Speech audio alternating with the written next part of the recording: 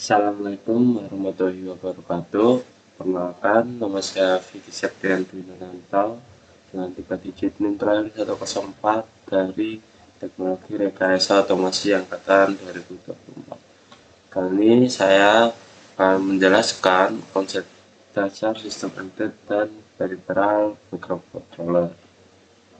Oke, yang pertama GPIO.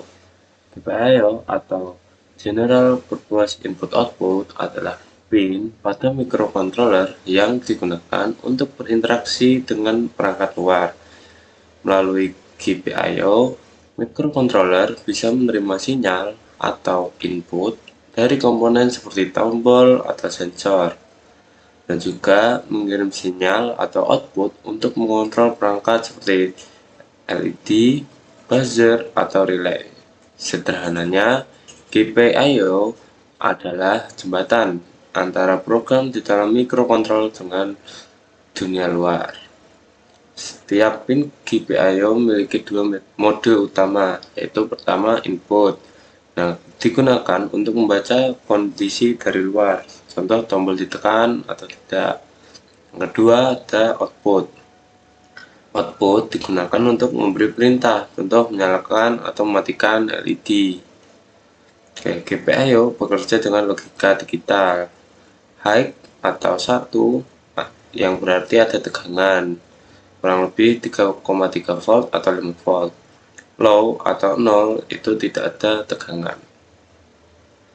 Oke, selanjutnya mode atau fungsi lain dari GPIO. GPIO input, saat GPIO digunakan sebagai input, bisa terjadi kondisi sinyal tidak stabil atau floating atau mengambang. Untuk mengatasi hal tersebut, digunakan resistor. Ada resistor, uh, ada resistor yang berfungsi sebagai pull up, yang pull up memiliki kondisi default high dan pull down memiliki kondisi default low. GPIO sebagai output. GPIO sebagai output digunakan untuk mengirim sinyal dari microcontroller ke perangkat luar seperti LED atau buzzer.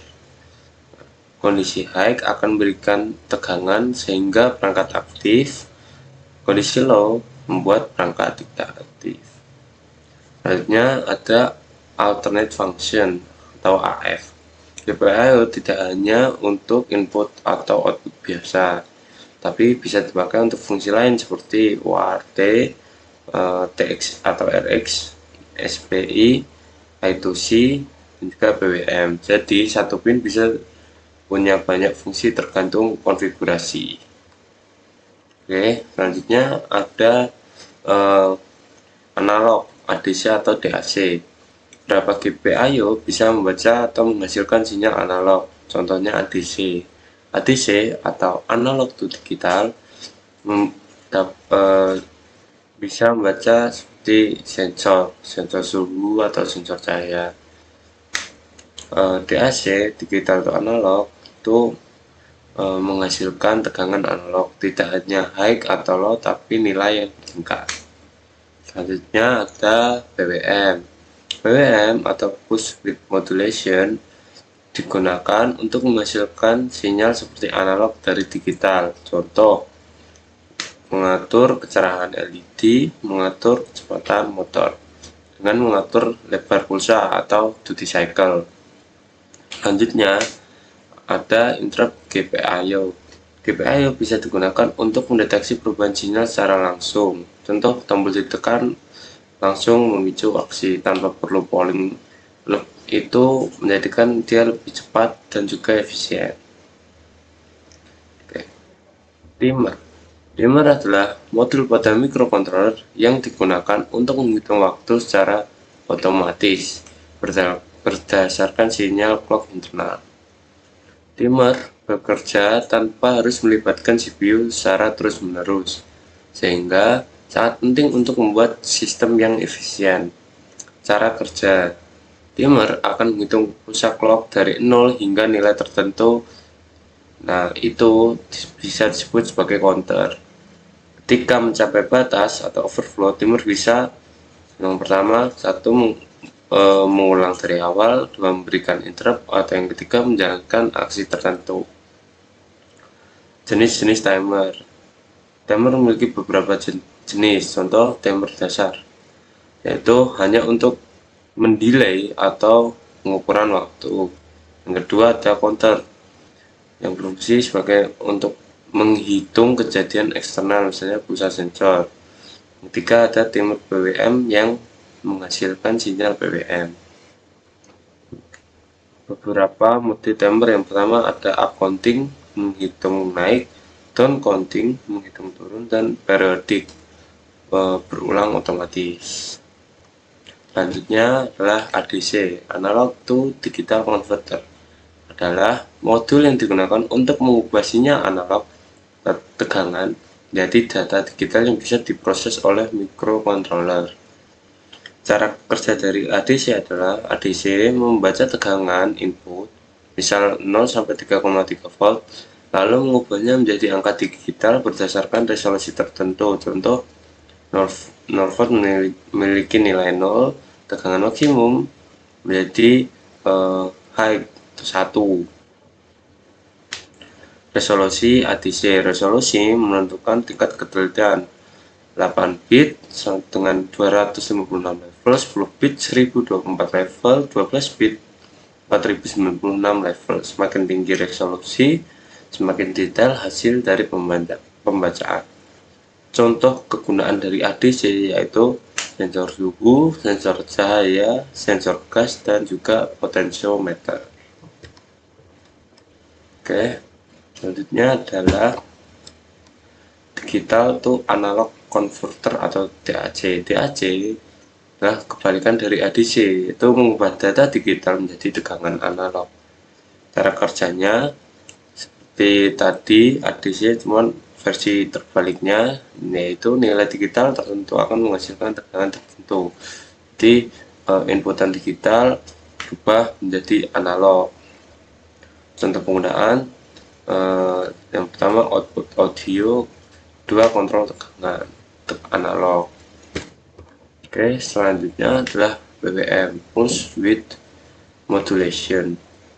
BWM adalah teknik untuk menghasilkan sinyal mirip analog menggunakan sinyal digital dengan cara mengatur lebar pulsa atau duty cycle-nya. Konsep duty cycle adalah 0% selalu low, 50% itu setengah, high atau 100% natal. Itu yang berarti selalu high. Semakin besar duty cycle, semakin besar energi yang diberikan. Kelebihan BWM sendiri yaitu tidak butuh DAC, lebih efisien, dan juga mudah diimplementasikan.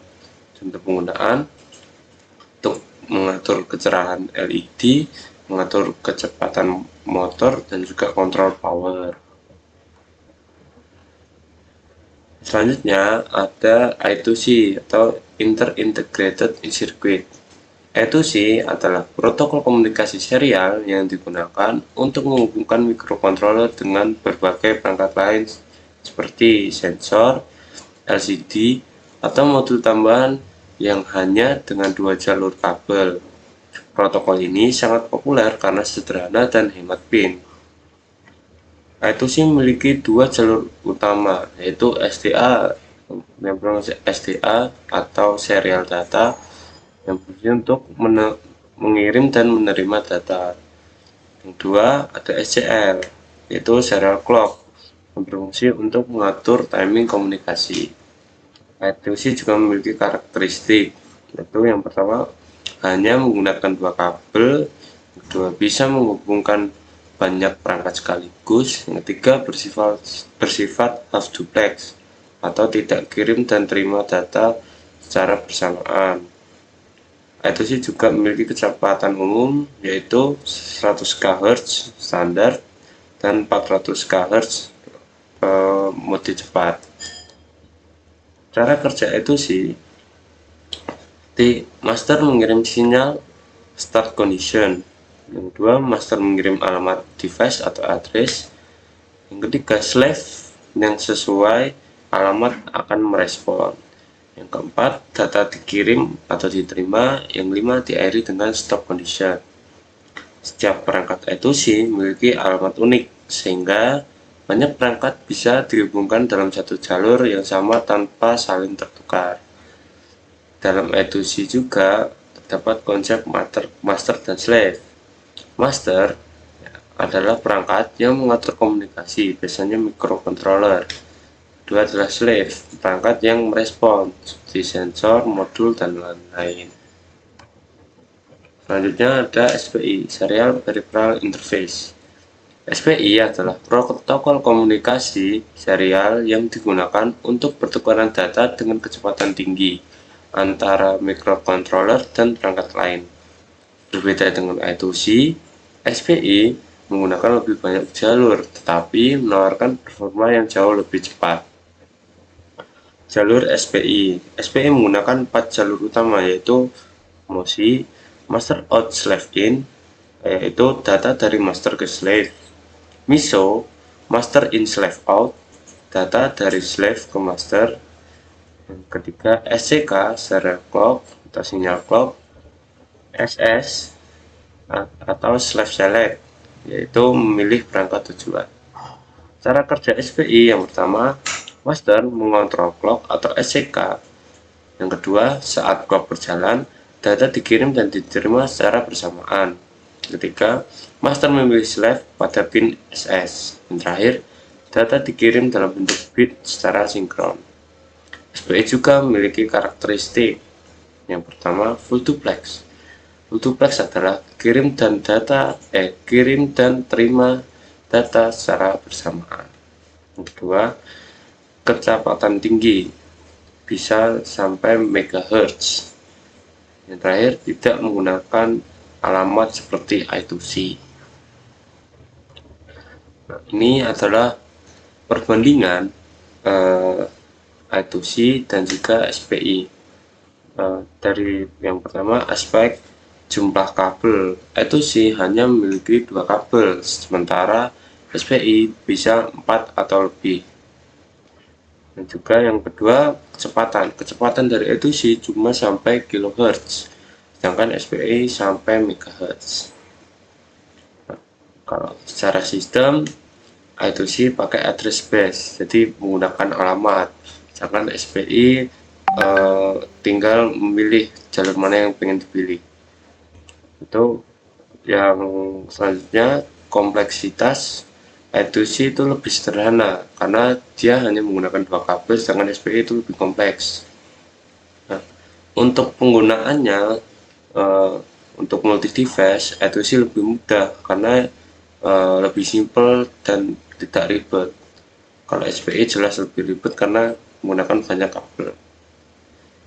Oke, selanjutnya yaitu Real Time Operating System Computing atau RTOS. RTOS adalah sistem operasi yang digunakan pada microcontroller untuk menjalankan beberapa tugas atau task secara bersamaan dengan pengaturan waktu yang jelas. Berbeda dengan program biasa yang berjalan satu persatu, RTOS memungkinkan sistem untuk menangani banyak pekerjaan secara bersama-sama, seolah-olah bersamaan. RTOS sangat penting pada sistem yang membutuhkan respon cepat dan tepat waktu seperti robot, IoT, atau sistem industri. RTOS juga memiliki konsep dasar. Yang pertama, task. Setiap pekerjaan dalam RTOS seperti membaca sensor, mengirim data, atau mengontrol motor. Yang kedua, priority. Setiap task memiliki tingkat kepentingan. Task dengan prioritas lebih tinggi akan dijalankan terlebih dahulu. Ketiga, ada scheduler. Bagian yang mengatur task, menentukan mana yang berjalan, kapan dijalankan, dan berapa lama CPU digunakan. Dalam I2C terdapat konsep master dan slave. Yang pertama, multitasking, menjalankan banyak task dalam satu sistem. Yang kedua, delay non-blocking, task bisa menunggu tanpa memberhentikan sistem lain. Yang ketiga ada semaphore, digunakan untuk mengatur akses resource bersama. Yang keempat ada mutex, mirip semaphore tapi ini mencegah konflik akses data. Yang terakhir ada queue, digunakan untuk komunikasi antar task atau kirim data. Oke, sekian dari saya. Mohon maaf jika ada salah kata. Wabillahi taufiq wal hidayah. Wassalamualaikum warahmatullahi wabarakatuh.